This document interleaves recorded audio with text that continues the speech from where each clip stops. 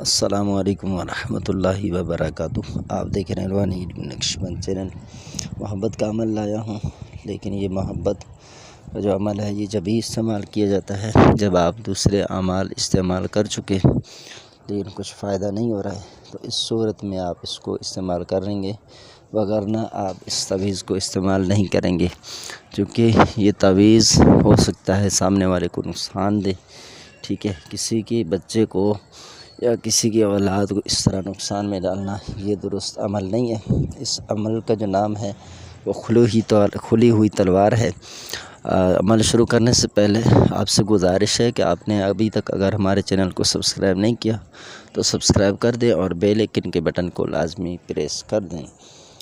تو یہ کھلی ہوئی تلوار ہے، تو اس کا یہ جو عمل ہے یہ سنگ دل محبوب کے لیے اکثر عمل ہے۔ ٹھیک ہے، آپ اس تعویذ کو خیال سے لکھیں گے، ٹھیک ہے، کہ کسی کو نقصان نہیں پہنچانا ہے۔ جس طرح میں نے کہا ہے کہ آپ اگر پہلی بار عمل کر رہے ہیں تو پھر اس تعویذ کو نہ کریں، دوسرے عمل ہیں وہ کر کے دیکھیں، اور وہ کام نہ کریں تو پھر اس کو کریں، کیونکہ فوراً ہی آپ اس کو کریں گے تو ہو سکتا ہے سامنے والے کو نقصان پہنچے، کیونکہ اس میں تاثیر زیادہ ہے، اس میں اثر زیادہ ہے، اور اس میں کیا ہوگا کہ ہو سکتا ہے اس کا گردن کالا ہو جائے، ہو سکتا ہے اس کا چہرہ جو ہے وہ کالا پڑ جائے۔ ٹھیک ہے، تو اس لیے یہ تعویذ جو لکھنا ہے شنگرف سے، شین نون غاف را فا شنگرف۔ ٹھیک ہے، کاغذ پر آپ نے لکھنا ہے اس کو۔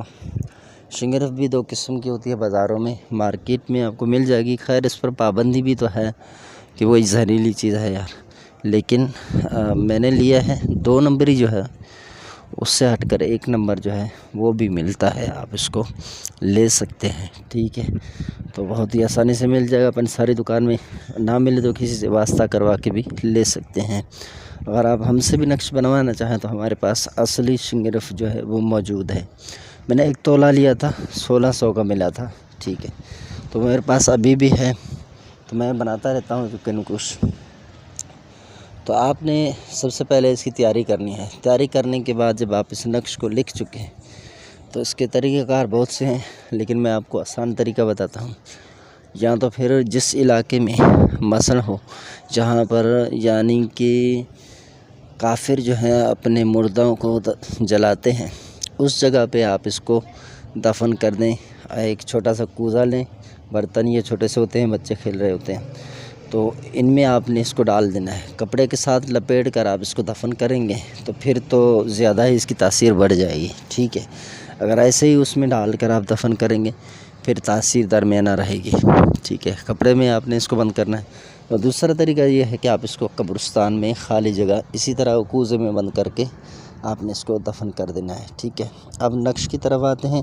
یہ نقش آتشی چال سے لکھا جاتا ہے۔ ٹھیک ہے، نقش واقعی سے لکھیں گے، باوضو لکھیں گے۔